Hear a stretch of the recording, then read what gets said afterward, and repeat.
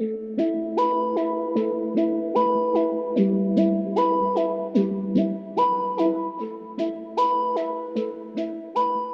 name's Ryan.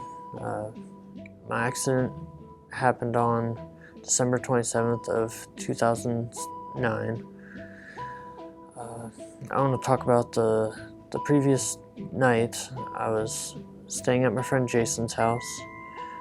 We were, playing video games, staying up all night, and I asked him if he could get me to work the next afternoon.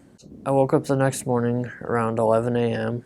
Luckily, I ran into his sister, and she told me that he was called into work earlier that morning. So I had to rely on my other friend Mason, who also stayed with us the previous night, to get me to work. And I'm sitting in the front passenger seat. I buckle myself in, as every passenger should. And a few minutes later, three more of our friends came and got into the back of the vehicle. The vehicles did not have two working seatbelts in the back seat, so there was two unbelted passengers in the back. Mason, the driver, he came out and got into the vehicle. He buckled himself in, and we, got on the road. A few minutes later, Mason, he started smoking marijuana at the time, and I started freaking out. Mason, he was known for speeding and, catching air when he could. Speed was climbing, and, we all kept telling him to stop the car and to pull over. And, I kept telling him, I need to get out of the vehicle. I'm feeling, not too good. But at that point, it was too late. And the car was going, 85 plus. We were going downhill a little bit, and we had to dip in the road, and the car veered off and flew into a tree on the other side of the road, instantly hitting the driver's side, killing my best friend Mason.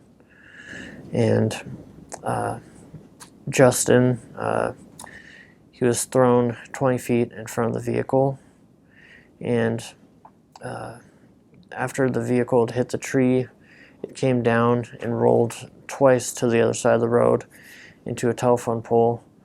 The roof of the car collapsed. With that process, it damaged my skull, broke my spine, severed my spinal cord, broke my neck, my pelvis. I was flown to Harborview in downtown Seattle, and from then on, I had to undergo two craniotomies where they take apart half. The first one, they took apart half of my skull to relieve the pressure and swelling on my brain, and they later had to come back and remove the other side of my skull to relieve more pressure and swelling on my brain. If that didn't happen, I would have died, on that day. I survived. I had to undergo several more surgeries on my spinal cord and my neck as well, to secure my spinal cord. My C6 and C7 vertebrae were fused. I had learned that my best friend Mason was no longer with us. Him being under the effects of marijuana affect driving, and speed is definitely an issue when when major accidents happen. The fact that I was also paralyzed from that accident, that I was never able to walk again. I had to, learn how to eat again, learn how to swallow, learn how to chew. I would encourage you to,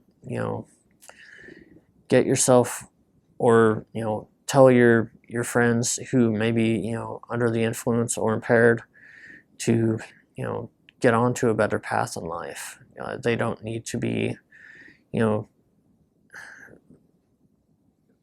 driving or operating any kind of a motor vehicle if they're under the influence or impaired.